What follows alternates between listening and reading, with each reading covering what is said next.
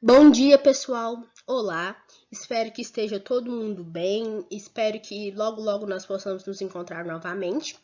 E enfim, hoje eu, Ellen, juntamente com a Camille, com a Cananda, com a Jordane e com a Leidiane, nós iremos apresentar o Manifesto Russell Einstein, um documento com valor científico, moral, que foi produzido e encabeçado principalmente por esses dois senhores aqui, o Albert Einstein, um físico alemão, e o Bertrand Russell, um matemático e filósofo inglês. Contextualizando, eu acho que é de conhecimento geral, que antes no final da Segunda Guerra Mundial, o Japão ataca uma base naval dos Estados Unidos, chamada de Pearl Harbor, e como resposta, os Estados Unidos detonam duas bombas atômicas em duas cidades japonesas, Hiroshima e Nagasaki, nos dias 6 e 9 de agosto. E, antes de tudo, essa detonação dessas bombas não foi só uma resposta, ela foi também uma demonstração de força. Os Estados Unidos queriam mostrar que eles tinham poder para detonar qualquer um, para acabar com qualquer um que ousasse a questionar o poderio deles. E aí, inicialmente, depois a gente vai até ver aqui nos próximos slides, no próximo conteúdo, que o Russell, ele expede um outro manifesto dizendo que ele é contra a detonação dessas bombas e tal, porque ele é conhecido por ser um pacifista. Ele luta muito pela paz, tanto na Inglaterra quanto no cenário mundial. Do que se trata? O Manifesto Russell Einstein é um texto redigido por Bertrand Russell e apoiado por Albert Einstein, assinado em Londres em 9 de julho de 1955. No decorrer da Guerra Fria, os signatários alertavam para os perigos da proliferação do armamento nuclear e solicitavam para que os líderes mundiais buscassem soluções pacíficas para os conflitos internacionais. Foi subscrito por 11 cientistas, isso aqui é muito importante, foram 11 grandes cientistas da época que apoiaram e intelectuais de primeira linha, o mais notável deles, Albert Einstein, dias antes de sua morte, em 11 de abril de 1955. No dia 11 de abril, o Einstein escreve a última carta dele para o Bertrand Russell, dizendo que ele está totalmente de acordo com tudo que já foi debatido entre os dois e com demais cientistas, que ele apoia o manifesto, que ele está super de acordo, só que aí uma semana depois, no dia 18, o Russell ainda nem havia recebido a carta, o Albert Einstein falece.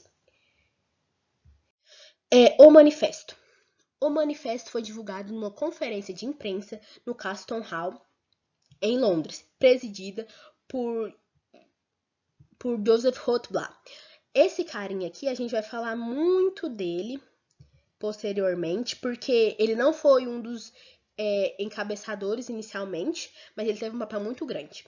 Pouco tempo depois do lançamento da bomba atômica no Japão, Bertrand Russell havia começado a alicerçar algumas das ideias que viriam a ser vertidas no manifesto. Foi o que eu disse, ele de imediato libera um outro manifesto, logo após as duas bombas, dizendo como ele é contra a essa manobra política e militar. O texto do manifesto começa por empreender a ideia de que os cientistas mundiais deveriam se reunir para analisar a situação do uso de armas nucleares.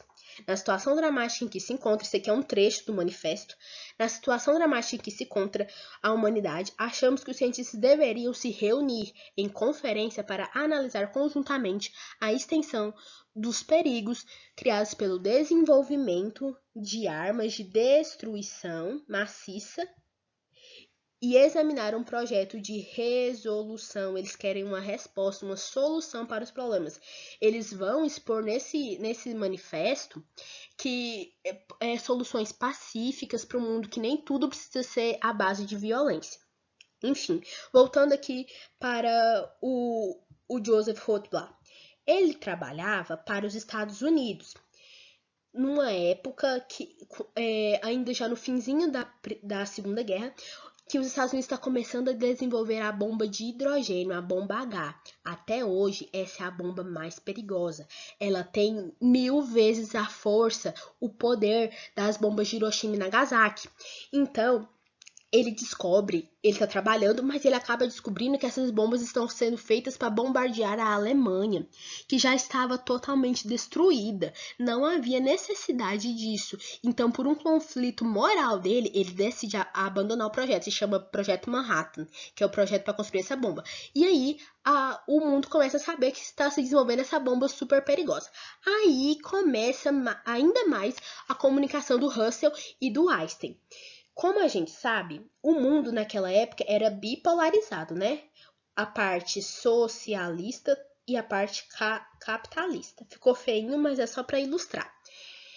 E os dois começaram a debater essa ideia de fazer, primeiramente, uma conferência unindo vários cientistas do mundo e, posteriormente, produzir um manifesto, um documento com a resolução de tudo que foi debatido.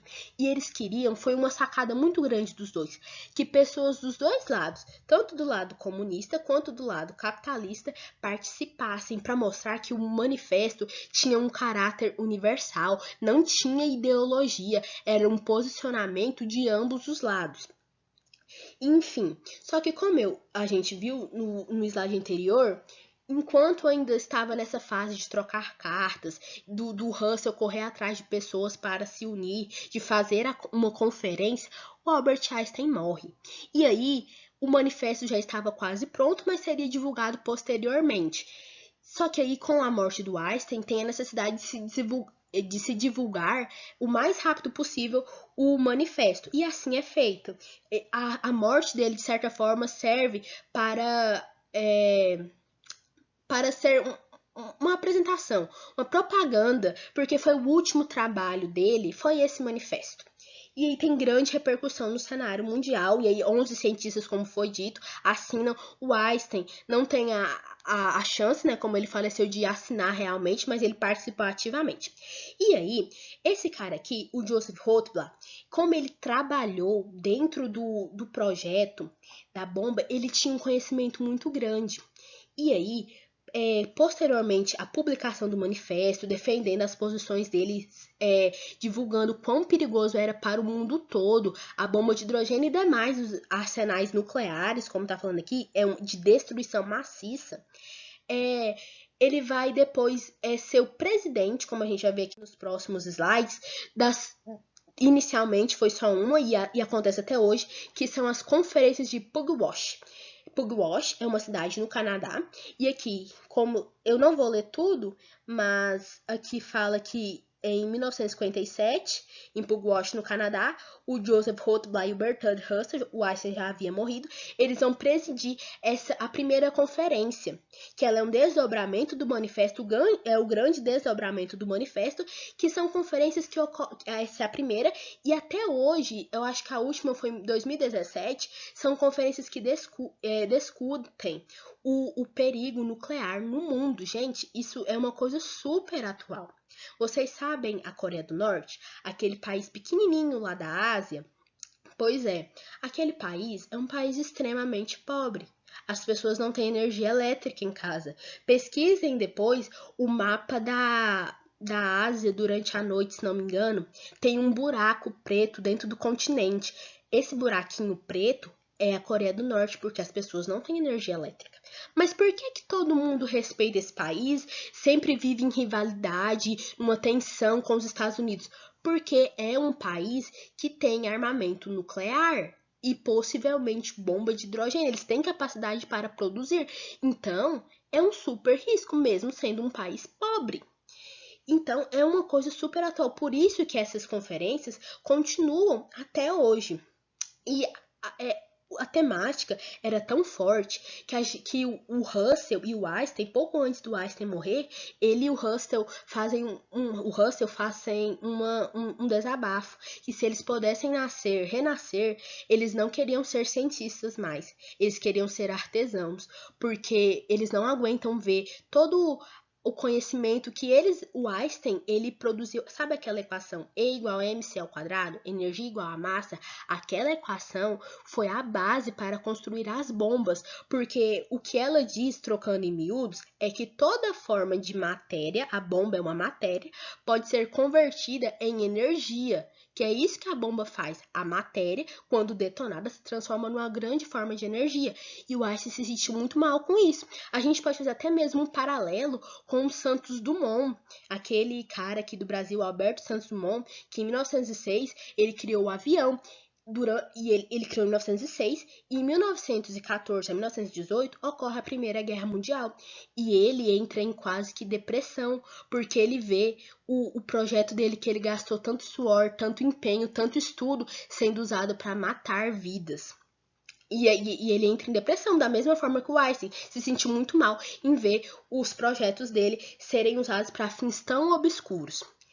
Eu não sei se eu já comentei, mas o Rothbard, ele fica muito mal visto nos Estados Unidos quando ele abandona o projeto, principalmente por ter abandonado, de certa forma, por pena, por moral, quanto a Alemanha. Só que depois veio a recompensa.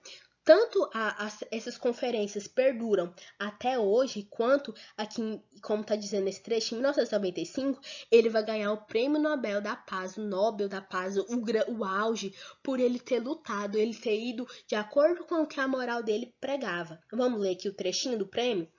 Por seu esforço para diminuir o papel desempenhado pelas armas nucleares em política internacional e a longo prazo por eliminar tais armas.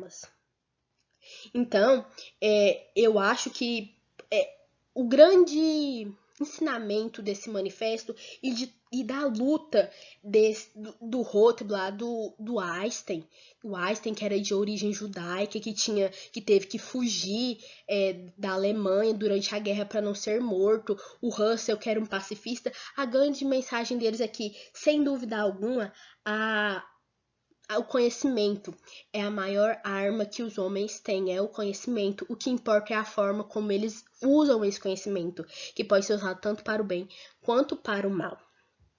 Enfim, agora já finalizando, aqui um trechinho, talvez o trecho mais bonito de todo o manifesto.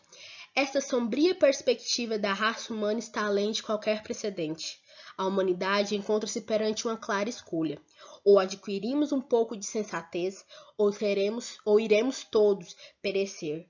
Uma reviravolta do pensamento político terá que acontecer para que seja evitado o desastre final. Manifesto Russell Einstein.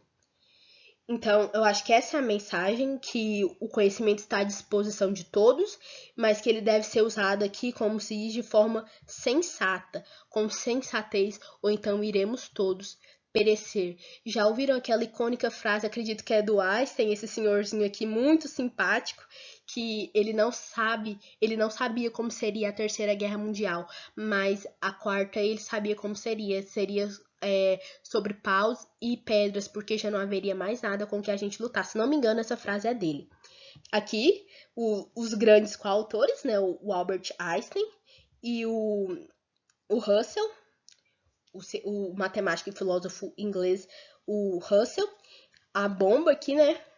E agora, já finalizando, esse trabalho foi produzido a partir das exigências do professor Cleverson, e as alunas foram eu, que fiquei intitulada dessa parte da narração, a Jordana e a Leidiane ficaram responsáveis pela pesquisa, e a Camille e a Cananda foram responsáveis pela construção do material que a gente usou.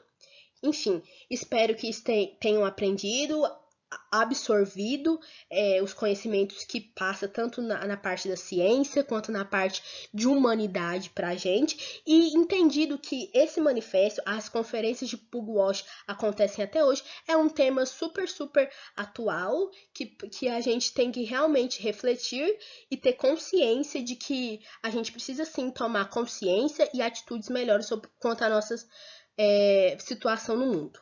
Obrigada e até mais.